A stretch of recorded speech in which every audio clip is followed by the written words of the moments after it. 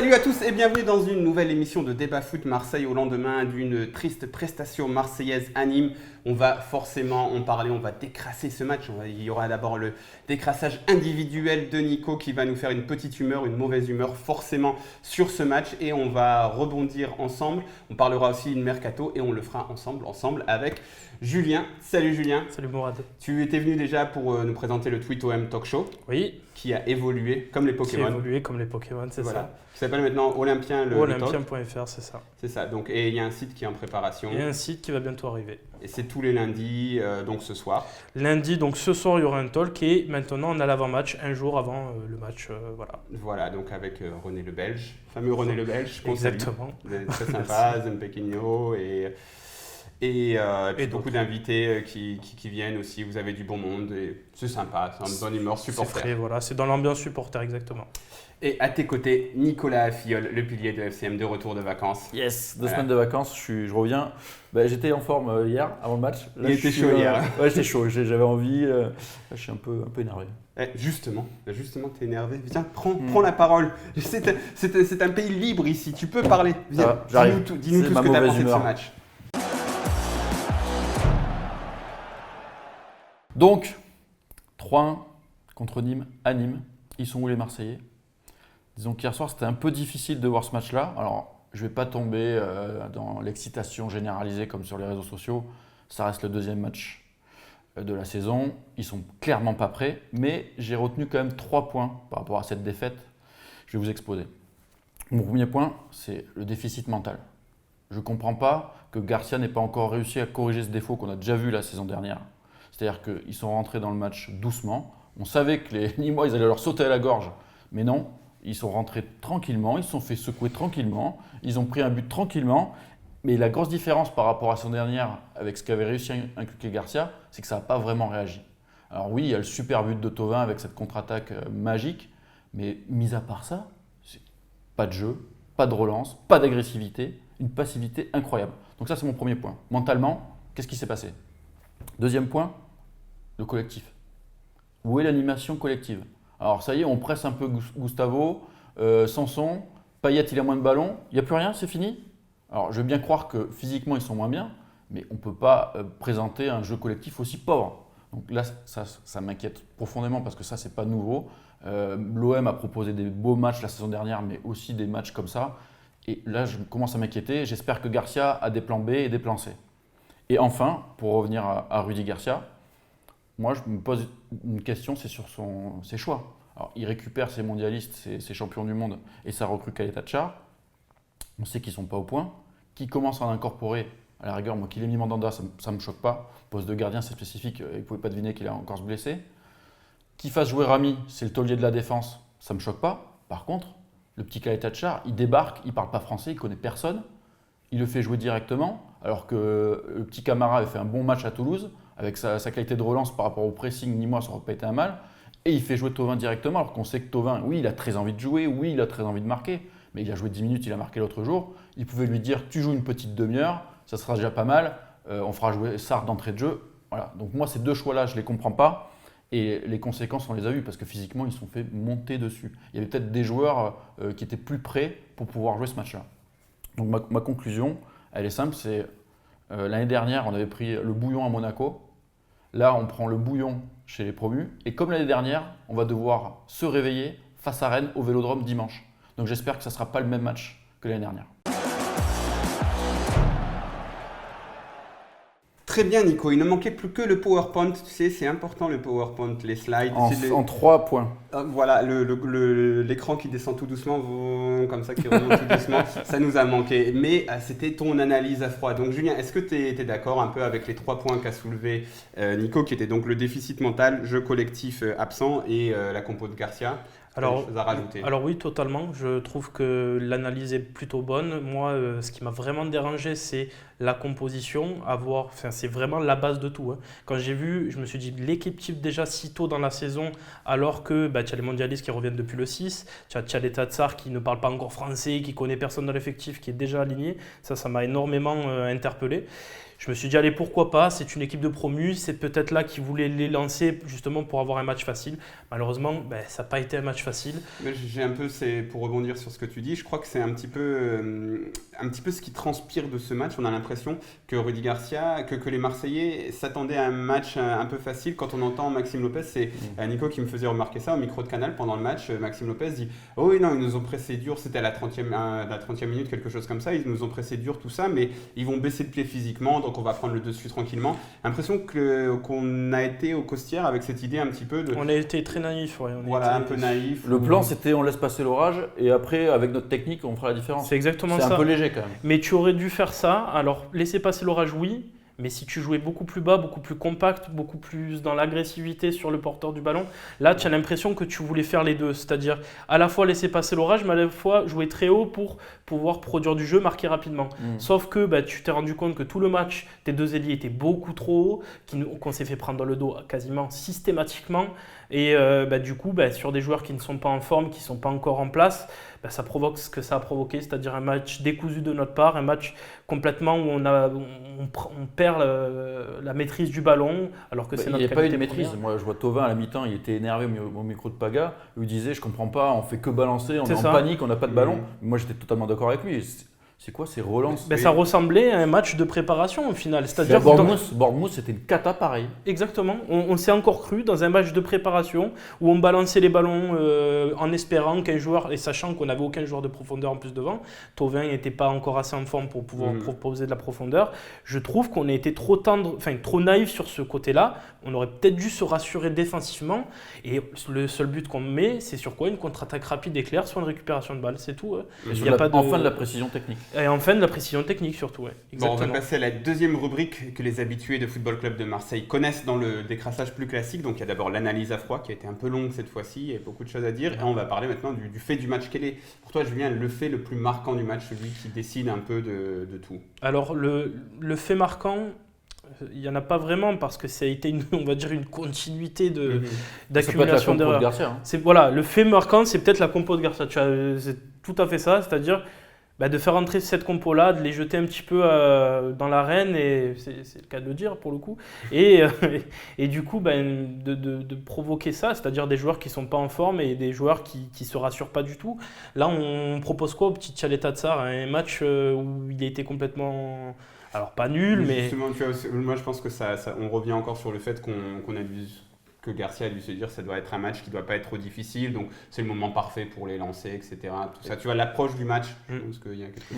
Est-ce que je peux dire juste un petit mot sur un petit fait? Bon, après, on n'y reviendra plus, je pense, mais la VAR, j'ai été militant toute l'année dernière. Mais c'est bien qu'elle y soit, maintenant il faut l'appliquer de temps en temps. Je ne dis pas sur les 3 tirages de maillot, mais une fois de temps en temps. Moi je suis anti-vidéo, et quand tu vois le match du PSG et Turpin qui refuse un but qui est évident, je me dis ça sert à rien de toute façon parce que les arbitres ils vont toujours se tromper. Après, alors arrêtons de perdre du temps. On a juste déplacé les polémiques. C'est ça, c'était Amaury Delorue dans le camion, je vous rappelle, le cow-boy du Vélodrome, je vous rappelle. Après tu sais, sur Football Club de Marseille, à chaque fois on donne les arbitres et à chaque fois j'ai l'impression un arbitre avec lequel que les supporters marseillais n'apprécient pas particulièrement. Je pense qu'il n'y a pas d'arbitre qu'on apprécie chez les supporters marseillais. Non. Nico, quel est ton fait du match? Moi, mon fait du match, ça reste quand même le deuxième but nîmois parce que mine de rien, en jouant aussi mal, avec cette contre-attaque et le 1 partout, l'OM avait repris le dessus mentalement à ce moment-là, poussé pour aller marquer le deuxième, et c'est sur un corner où encore tu fais preuve de naïveté. Sanson laisse filer sans faire de faute, Sakai dégage à un porte-pièce, Mandanda sort à contre-temps, Tchaleta Tsar il revient en trottinant. Enfin, voilà, tu fais basculer le match là-dessus alors que tu pouvais même encore t'en sortir en gagnant ce match-là en étant mauvais. Et moi j'ai envie de rebondir là-dessus. Moi mon fait du match ce serait justement ce dégagement d'Hiroki Sakai qui est un joueur que j'apprécie particulièrement mais qui hier a été très mauvais. Et ce dégagement il symbolise un peu son manque de physique parce que quand tu n'es pas bien physiquement tu te précipites un petit peu. Et son dégagement il est dans la précipitation à l'emporte-pièce et résultat il rebondit sur Sanson et il lance Tube au but, le tube de l'été, tous les jeux de mots, tout ça, s'ils vont arriver. Donc pour moi, ça représente exactement le match qu'on a fait hier. C'est-à-dire que Sakai, qui est un joueur que j'adore, encore une fois, il est complètement cramé physiquement, il n'a pas eu de prépa, tout ça, et il se précipite dans ses gestes et il n'est pas bien. Et ce geste-là, pour moi, c'est ça le fait du match. Il y a aussi ce qui va manquer, je pense que tu as très bien rebondi là-dessus, c'est comme tu as dit, Sanson qui le laisse partir sans faire de faute. Parce qu'il ne faut pas oublier qu'on part d'un corner offensif pour arriver sur un but adverse. Est-ce que c'est pas ce moment-là où il y avait le petit Zambo Nico qui faisait sa petite faute un peu de défensive. Ça lui arrivait souvent, ou même le petit Lopez de temps en temps qui est capable de ça, faire cette petite faute qui replace l'équipe. Et je pense qu'on était trop tendre. C'est vrai que Lopez, il est très léger physiquement, mais pour faire une faute, Ah oui, mais le terrain, la petite Après, faute, je pense pas que ce soit un problème individuel ce match-là. Il y a un tel Ah, c'est naufrage collectif, collectif. ouais. Mais quand même, comme dans tout décrassage, il faut élire the man and the merguez of the match. Donc, on va quand même parler des prestations individuelles et on va repartir de l'autre côté. Donc, Nico, quel est ton man of the match? C'est quand même difficile de Là, sortir commence par le plus dur. un man of the match sur ce match-là, alors qu'ils ont tous été mauvais pour moi. Je vais quand même me filer à Thauvin, pas pour sa prestation, mais pour son but en fait. Julien? Il met un but. Alors moi, si je devais en sortir, j'hésite, mais c'est comme voilà, c'est avec le dépit. C'est vraiment en se disant, ils ont tous été mauvais. Franchement, même ceux qui sont très durs avec Germain en ce moment, ce match n'est pas forcément dégoûtant. J'allais dire la même chose. Il faut pas oublier que le goal adverse a fait un superbe match. Voilà. Maintenant, ceux qui sont pas d'accord avec ça, écoutez, regardez encore le match parce que il fait quand même des têtes qui sont très bien arrêtées. Paul Bernardoni, il a surtout été bon sur les coups de pied arrêtés. Voilà. Parce que dans le jeu, il a fait beaucoup d'appels, mais il a été très rarement servi. Oui, voilà, mais sur les coups de pied arrêtés, qui a été une de nos forces hier soir, il faut quand même le souligner. Il a été présent, il a quand même pris des ballons de la tête, ce qui n'est pas à son habitude. Mais c'est un joueur qui est bon de la tête. Il a un très bon timing. Il a un bon timing, mais après, voilà, son gabarit, son gabarit fait que. Et si je devais en dire un deuxième, quand même Sanson. Pourquoi ? Parce que c'est quand même sur le premier au duel et que je trouve que parfois, il a perdu beaucoup de ballons, mais parce qu'il avait 2-3 joueurs sur lui. Ce qu'il a manqué, c'est beaucoup de spontanéité au milieu à un moment donné.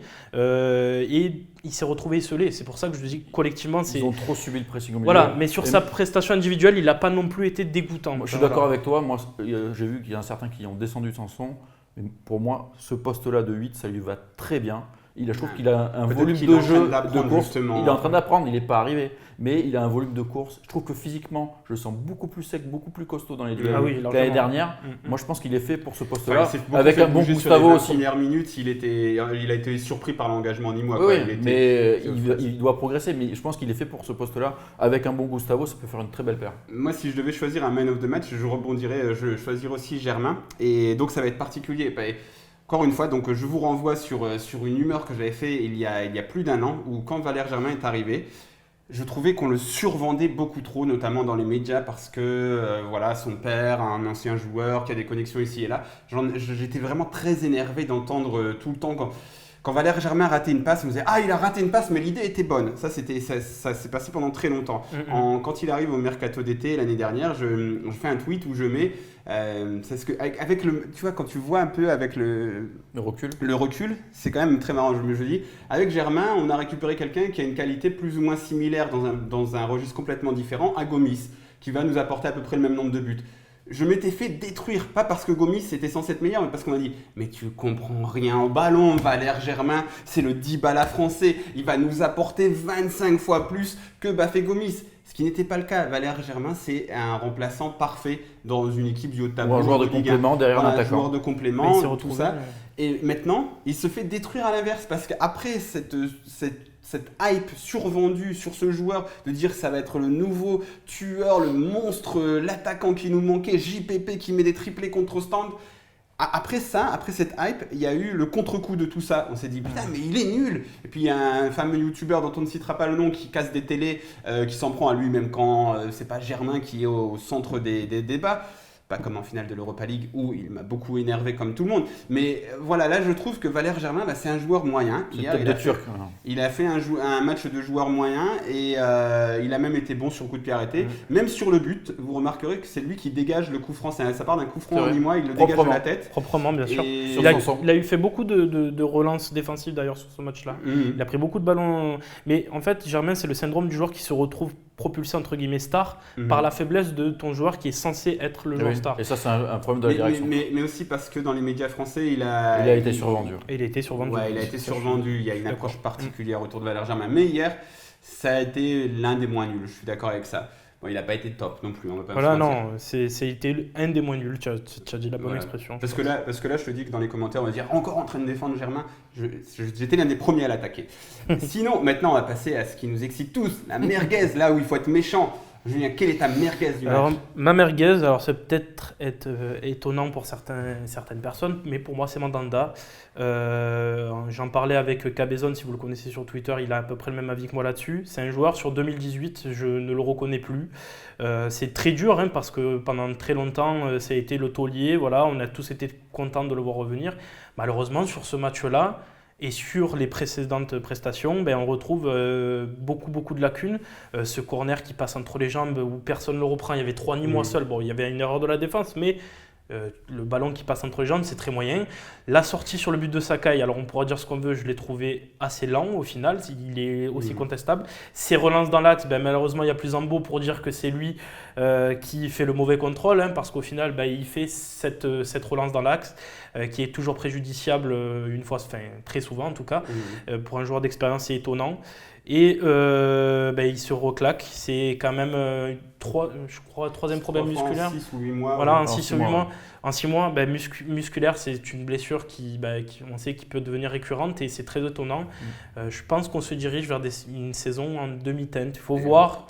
Et pour parler un petit peu des blessures musculaires, on rappellera que s'il est revenu à Marseille, c'est aussi parce qu'il a un certain train de vie et certains passe-droit à l'Olympique de Marseille qu'il n'avait pas ailleurs. Sûrement. Notamment le fait de jouer dans le champ avec des amateurs. Voilà. Toi, Nico, quelle est ta merguez? Je vais citer quelqu'un qui se fait un peu tailler en ce moment, c'est Papa Eli.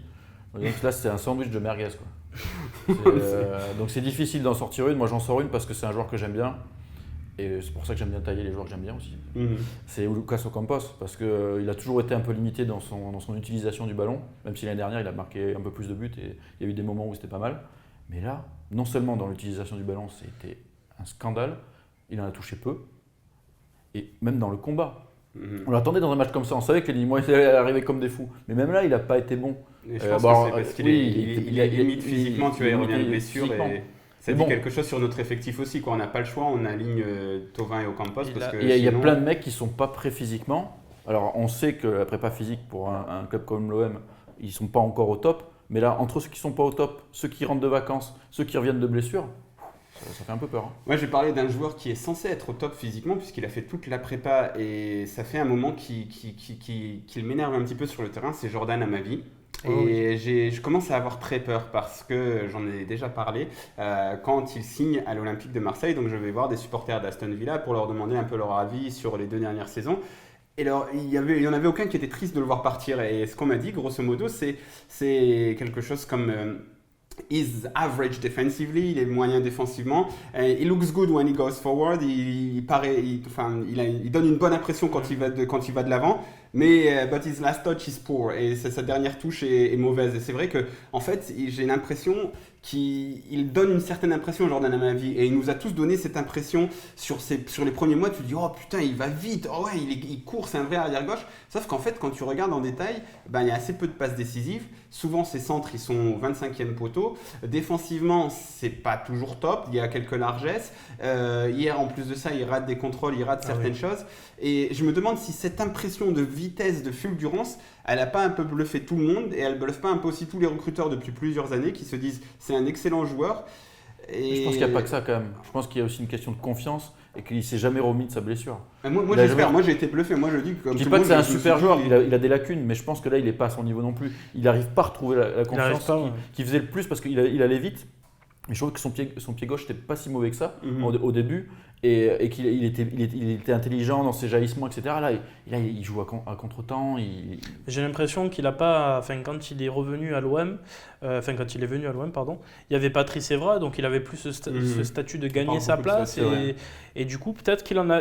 Il n'a pas de concurrence. Voilà, là, il n'a pas de concurrence, c'est-à-dire qu'on va lui mettre Rokia, l'éternel jeune que personne n'a vu jouer réellement pendant plusieurs matchs, mais qu'on espère arriver. Et au final, Rokia, on le voit, il n'a pas sa réelle chance. On le voit pas. On nous parle du Parisien, mais on ne sait pas qui c'est. Il y a eu Bochan quand même. Ou alors Daslo, je ne voulais pas dire ça, non, je ne voulais pas le dire. Il y a eu Bochan. C'est Garcia qui l'a dit à ta place. Non mais voilà, parce que Bochan aussi, je pense que dans tous les cas, c'est pas une solution sur le long terme. Non, mais en tout cas, ça moi, peut dépanner. Ce qui me fait peur avec Amavi, c'est qu'on était un peu bluffé et que c'est un peu du bluff ce joueur. Alors j'espère me tromper et j'espère que dans quelques semaines, quelques mois, vous regarderez cette vidéo et vous me la renverrez en pleine face en disant alors tu vois que c'était un excellent joueur. J'espère, lorsque je me trompe sur quelque chose de négatif pour l'OM, je suis le plus heureux du monde. Exactement. On va s'arrêter là et maintenant on va parler aussi de la raison peut-être de cette compo. Pourquoi on a dû aligner des joueurs, les mondialistes qui revenaient, qui n'étaient pas prêts, Léo Campos qui reviennent de blessures, etc. Ben peut-être parce qu'au niveau du mercato, on est un peu en retard. On en parle tout de suite. Comme d'habitude, on parle de mercato à mon grand plaisir. C'est plaisir, football plaisir. Là, on voit des passements de jambes, des passes laser, tout ça. Non, on voit des rumeurs et des conneries. C'est le mercato, c'est formidable. Et surtout à l'OM, on voit rien. On voit personne arriver. Et ça fait un peu flipper tout le monde. Merde, on n'a pas de recrues.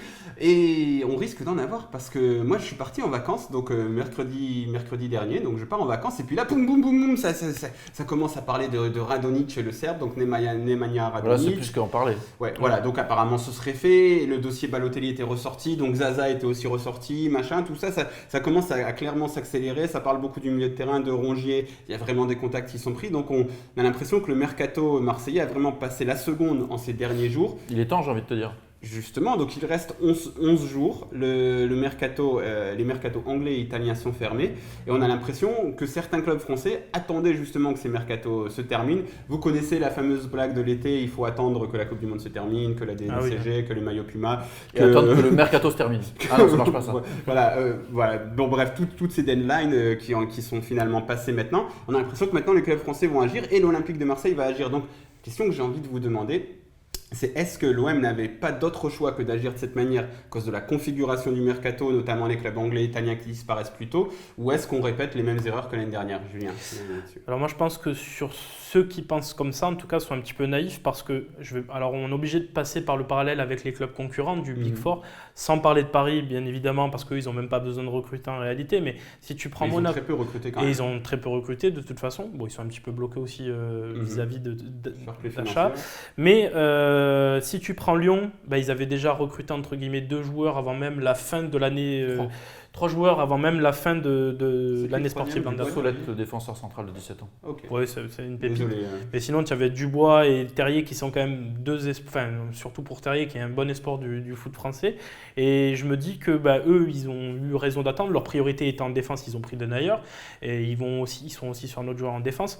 Si tu prends Monaco, eux, c'est sur leur traditionnel, je vends mes joueurs et je recrute très vite pour avoir des joueurs en prépa.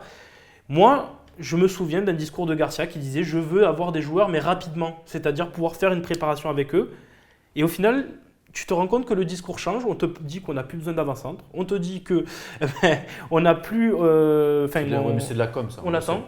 Le problème étant, je pense qu'on répète les erreurs. Alors, peut-être que tu n'as pas le même avis, mais… Si, je suis d'accord avec toi. Après, j'ai des petits bémols. C'est quand même une configuration spécifique parce que année de Coupe du Monde, ça complique réellement certaines choses pour de vrai. Ça, pour Tchadeta, entre autres. C'est une réalité. Après, je suis aussi d'accord avec toi. Quand on voit Monchi à la Roma, bim, le mercato il s'ouvre, il a 3 joueurs qui rentrent direct. Donc il y avait moyen de faire des choses.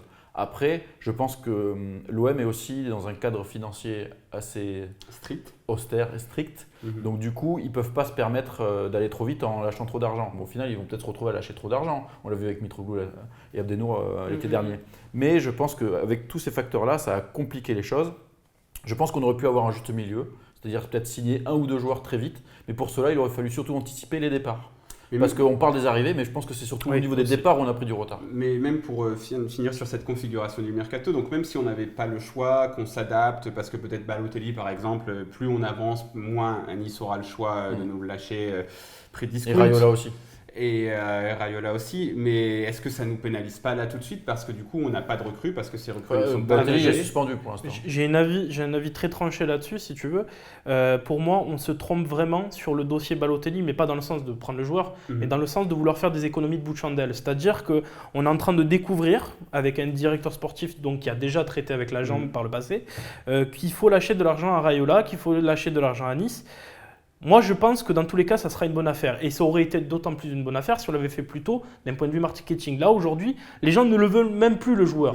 Alors imagine si on le fait venir, les attentes de dingue qu'il va y avoir sur ce joueur-là. Je pense qu'on se trompe parce qu'on veut faire des économies. À un moment donné, dans le football, si tu ne veux pas prendre le risque de lâcher peut-être un peu plus, quitte à se retrouver en indélicatesse avec le FPF, mais on a vu à Milan, au final, tu arrives toujours un peu à t'arranger. Et puis ça va, ta situation, elle n'est pas catastrophique. Voilà, et en plus, tu peux accrocher une Champions League qui pourrait un petit peu, alors pas totalement te sortir là-dedans, mais rééquilibrer tes comptes.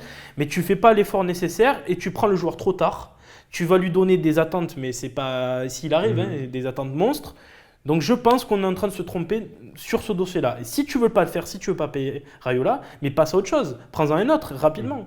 Mais là. Mais a priori, il y avait quand même une deadline qui a été maintes et maintes fois repoussée. Ouais, Et il y a aussi un facteur, ça fait un peu amateurisme, mais après on ne sait pas si c'est totalement vrai, mais le fait est que Raiola, il avait quand même vendu le joueur comme gratuit. Et ça n'a pas été vérifié tout de suite. Et n'oublions pas les relations exécrables avec Fournier, avec l'OM, etc. Après, ils le disent. Ils disent si le dossier, c'est tu payes, tu l'as. Mais après, est-ce qu'il n'y a pas aussi une posture? Je pense que Jacques-Henri Hérault, c'est un nouveau dans le milieu du football.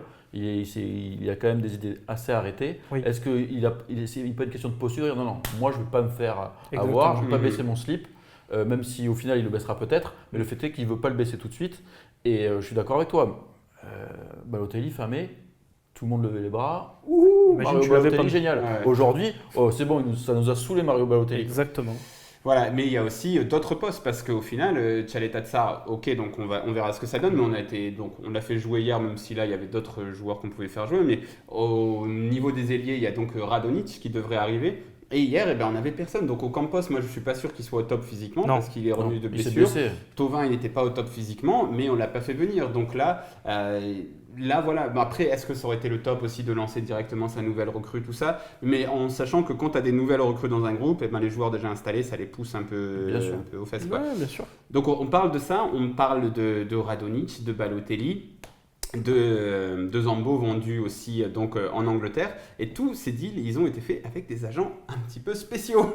Moi je m'étais un peu fait taper sur les doigts quand j'avais dit que c'était difficile de faire du mercato, faire un mercato 100% clean. C'est pas du public reportage ça, Mourad. Ça c'était pas gentil, on m'avait dit c'était pas bien Mourad, il faut jamais dire des choses méchantes comme ça. Donc là on a appris que Zambo c'était Willy Mackay. Donc un homme quand même vraiment d'une grande intégrité.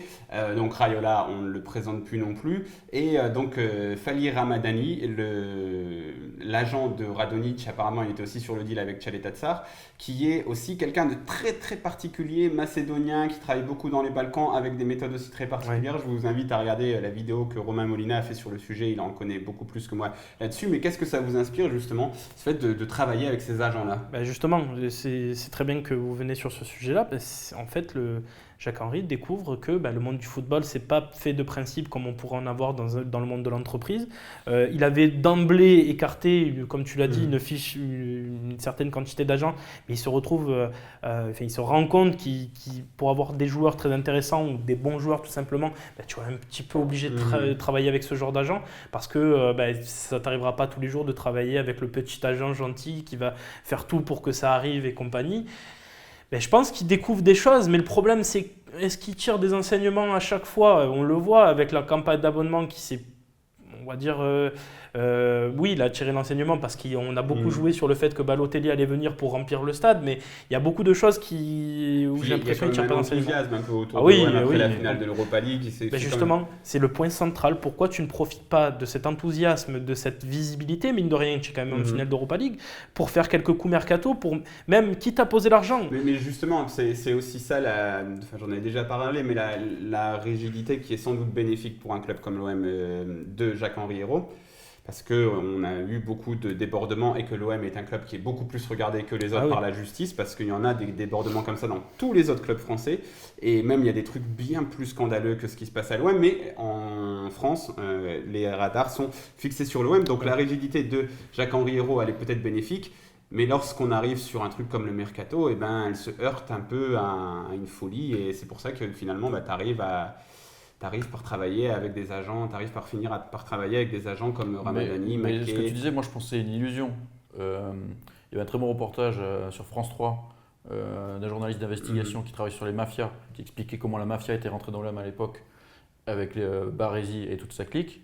Et en fait, Hérault, quand il dit qu'il avait fait une liste noire, c'était juste les mecs qui étaient sous le coup de la justice, c'est-à-dire Baresi et sa clique. Tous les agents dont on cite. C'était une posture aussi. C'est de la posture, ça. Ah oui, bien sûr. Donc en fait, Hérault, il a jamais. En gros, il savait très bien qu'il allait continuer à travailler avec McKay pour la Grande-Bretagne et compagnie. Donc je pense déjà que ça, c'est de la posture. Moi, je pense que c'est de la com. Et on va rappeler aussi que McKay était déjà sur le transfert sur le retour de Dimitri Payet à. Donc c'est pas neuf. C'est pas neuf. Après, moi je jette pas la pierre à Hérault parce qu'il travaille avec des agents comme ça. Tout le monde le fait. Ah, bien sûr. Quelque part, tout le monde le fait. Le seul truc, c'est que lui, il fait un peu chevalier blanc. Genre, moi j'ai fait une liste noire. Ça, on sait qu'en gros, c'est quasiment pas vrai parce que les mecs qui sont justiciables, plus personne ne travaille avec eux.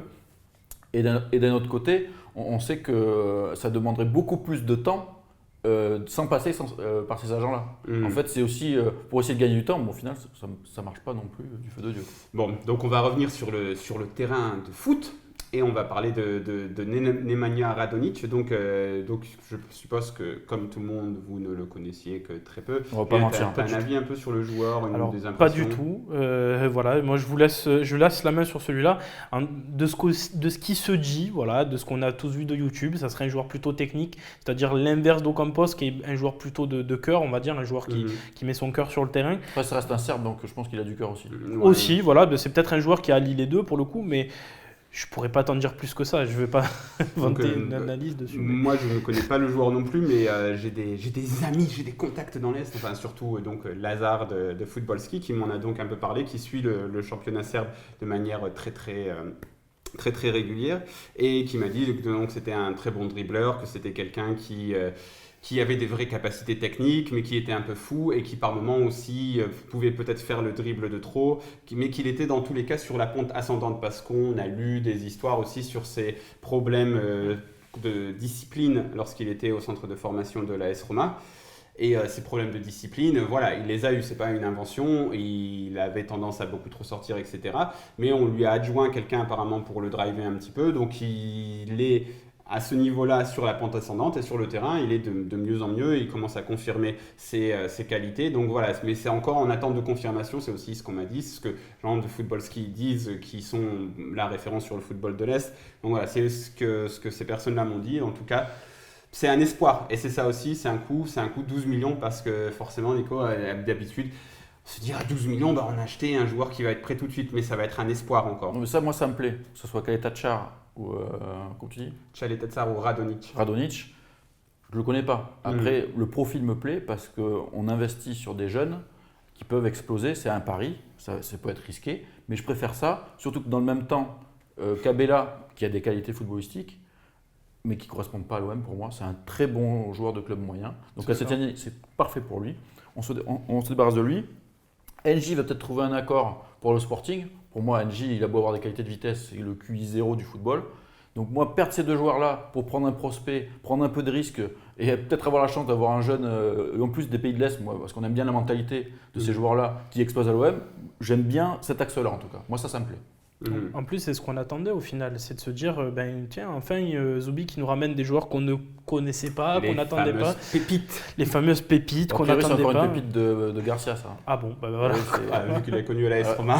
Oui, forcément. Mais bon, c'est Garcia qui décide. Il y a aussi, je pense, si tu comptes aborder ce sujet, mais voilà, c'est clairement à quoi sert Andoni Zubizarreta. Alors certes, c'est peut-être un homme qui est très capable pour structurer ton centre de formation à un moment donné. Je pense que ça, c'est vraiment ce qu'il est capable de faire. On l'a vu, ce qu'il a fait à Bilbao, c'était bon. Et derrière, voilà, on lui a dit quoi quand on l'a fait venir, on lui a dit c'est ton entraîneur qui va. Toi, tu proposes et lui dispose. Ça s'est fait au fil du temps, mais dans tous les cas. Il est déjà arrivé dans le timing après Rudy Garcia. Oui, voilà. Déjà. Et puis c'est Tom DS qui choisit l'entraîneur. Il faut savoir qu'il a bossé sur pas mal de choses, mais il y a certains joueurs, voilà, c'était. Rudy Garcia souhaitait aller dans une direction et Zubizarreta, c'est peut-être aussi le directeur sportif parfait parce que Justement, vu que Garcia veut avoir la main sur le recrutement, Zubizarreta accepte que Garcia ait la main sur le recrutement et Zubizarreta devient une espèce de VRP de luxe qui s'occupe des négociations et qui part négocier et qui part travailler sur les dossiers pendant que Garcia fixe les grandes lignes. Et c'est un petit peu, je pense que c'est ça la configuration du triumvirat OM. Ça convient très bien à Hérault. Entre Et Hérault, Garcia aussi. Garcia Parce qu'il le dit lui aussi. et Zubizarreta, voilà, parce que je trouve qu'on est souvent très difficile avec Zubizarreta, mais c'est pas lui qui a les cordons de la bourse, parce que de temps en temps, il va négocier, mais après, il peut pas dire oui à toutes les demandes qu'on lui fait. Et c'est pas lui qui choisit les joueurs aussi, c'est Rudy Garcia qui choisit ses joueurs. Et sans ça, tu vois, on parlait un petit peu avant l'émission de Gustavo Poyet au Girondins de Bordeaux, qui a un peu pété un plomb, etc. Parce que il est donc l'entraîneur de Bordeaux qui n'est pas sur la même ligne directrice que son directeur sportif qui a vendu la board alors que lui ne voulait pas. Et voilà, ça crée des clashs, ça crée des bordels. Et je pense que dans le projet de l'Olympique de Marseille, on veut que tout soit bien cadré, que tout le monde aille dans la même direction. Et Zubizarreta, il te permet d'avoir ça et il te permet, comme tu l'as dit, de travailler sur le centre de formation. Alors certes, c'est pas l'image que l'on a du directeur sportif à la Monchi, mais c'est un autre type de directeur sportif, quoi. Et sa manière d'arrondir les angles, elle est bénéfique à ce projet, je pense. Je suis d'accord avec toi. Après, moi, je suis un petit peu plus réservé parce que je pense que Garcia, on va dire le rôle de Zubizarreta Garcia devrait proposer un profil et lui ramener des joueurs. Je pense qu'il avait quand même un réseau. Et le problème, c'est qu'on se base que sur le réseau de Garcia. Maintenant, c'est lui qui a le final cut en fait. Ouais, voilà. Si les joueurs il les connaît pas, j'ai l'impression que Garcia, c'est pas un réel c'est comme dans son jeu, il est un peu frileux, il veut pas prendre de risques. Donc il faut qu'il joue 4 fois Salzbourg pour prendre Caleta-Char. Il prend les risques qu'il maîtrise, Garcia. C'est ça. S'il ne connaît pas, à mon avis, il ne prend pas de risque, Garcia. Garcia, il essaie de mettre toutes les chances de son côté, un peu à la Deschamps. Et c'est comme ça. Après, c'est pas une mauvaise chose. Moi, j'adore Garcia. C'est pour moi un très très bon entraîneur. Mais le truc, c'est que parfois, comme on l'a vu hier, sur sa compo, il peut se tromper. Sur des joueurs, avec Sertic, je pense qu'il s'est trompé aussi. Sertic, après, c'est plus, je pense, un truc d'agent là-dedans. Mais bon. On n'en parle pas non plus. C'est méchant. Voilà. Tout le monde sait que c'est les mêmes agents que Garcia. Quand même. Non, c'est pas vrai. C'est des mecs qui travaillent pour ces agents. Le prête-nom traditionnel dans le système mercato. Mais bon, voilà, dans tous les cas, moi je trouve aussi qu'on est très difficile avec Zubizarreta parce que c'est lui qui est mis en première ligne dans le mercato. Tu vois, même Rudy Garcia, à chaque fois qu'on lui pose une question, poser la question à Zubi. Il y a la légendaire, demander à Andoni, il vous répondra. Donc voilà, mais dans tous les cas, le mercato se termine dans 11 jours. Si je dis encore une fois, dans tous les cas, dans cette émission, vous pouvez mettre des pouces, des pouces vers le bas. Désolé. Qu'est-ce que vous attendez de ces 11 derniers jours? Combien de recrues, combien de départs? Alors moi, déjà, on n'en a pas parlé, mais la question de timing, pour moi, le mercato est foutu. C'est-à-dire, le timing est trop est passé, quoi. Mais si on devait parler de ce que j'attends en termes de recrues, tout simplement remplacer Zambo, vraiment, mais sur un profil similaire, carrément, un grand. On l'a vu contre Nîmes, on ne prenait pas un ballon de la tête au milieu, on ne prenait pas les seconds ballons. Déjà un profil similaire à Zambo, mais peut-être un peu plus technique. Et j'attends un arrière-gauche minimum, c'est malheureux. Un attaquant ou pas? Et le numéro 9, parce que je le dirai une fois ici, mais j'en peux plus de Kostas Mitroglou, voilà. Mais parce que ce que tu dis, c'est intéressant, c'est-à-dire que même si on fait 3 super recrues là sur cette fin de mercato au poste que tu veux, le timing a quand même chaque point compte et on s'en rend compte encore plus avec la saison dernière. Et la saison dernière, ça s'est joué à 1 point. Alors là, on perd déjà 3 points contre Nîmes. Est-ce qu'on ne va pas s'en souvenir à la fin de la saison quand ça va encore se jouer à quelques points? Donc je me dis, si on avait eu les recrues plus tôt, on aurait peut-être eu une équipe qui serait mieux rentrée dans ce championnat-là, parce que le match de Toulouse, c'est vraiment un trompe-l'œil pour moi. Il ne faut pas regarder, Toulouse, c'était très faible. Mais voilà, je me dis que le timing fait tout et le timing est déjà passé. Voilà. Toi, Nico? Je suis assez d'accord avec toi. Après, on nous a vendu aussi le fait que, mis à part Zambo, on n'avait perdu personne de la rotation l'année dernière. Et s'ils étaient tous prêts physiquement, l'équipe, elle devrait être au top déjà. Oui. Mais on le sait, avec la Coupe du Monde et compagnie, l'équipe n'est pas prête. Donc du coup, là, l'apport de pseudo-recrues aurait fait du bien. Donc on ne les a pas. Maintenant, je pense qu'il reste encore suffisamment de temps pour corriger. Balotelli, comme tu disais, ça fait tard, mais je serais quand même content qu'il arrive. Oui, complètement. Il faut effectivement un bon latéral gauche pour foutre la pression à Amavi. Il faut remplacer Zambo. Et si on arrive encore à laisser partir 1 ou 2 joueurs qui ne servent à rien dans cet effectif, même prendre un milieu offensif supplémentaire pour doubler Thauvin. Oui. On va s'arrêter là, juste rappeler que l'arrière gauche, on l'a déjà dans l'effectif, il s'appelle Thomas Subochan. Je rigole. J'espère qu'on lui trouvera une porte de sortie parce qu'il y a encore des joueurs. Moi j'espère aussi qu'on va se débarrasser de quelques boulets limite. Et Abdenour, il n'a pas compris que c'était fini pour lui. Abdenour, Ubochan, Bedimo, qu'on règle le problème au prud'homme, tout ça, que tout ça se règle, que ces mecs qui nous coûtent cher en salaire s'en aillent. C'est ce que j'espère. Mais on va s'arrêter là, messieurs, parce qu'on a déjà fait long. Et le mercato, on en parle toujours des heures et des heures. C'est bientôt fini, Mourad. Donc Julien, @Shindou13014 je crois sur Twitter. On te retrouve sur les Olympiens. Olympien le site, le site, voilà, et bientôt le site qui va arriver. Et le talk dès ce soir, voilà, n'hésitez pas à regarder. Voilà, et Nico, on te rejoint, on te retrouve sur Football Club de Marseille. Moi je suis fatigué, j'ai pas beaucoup Et je serai là dormi. jeudi. Exceptionnellement. Je vous promets, jeudi, j'aurai plus dormi, je bafouillerai moins. Ouais, Ça se dit. Je bafouille sur le mot bafouiller, donc il est temps pour nous de nous dire au revoir à jeudi. Ciao. Ciao et allez l'OM.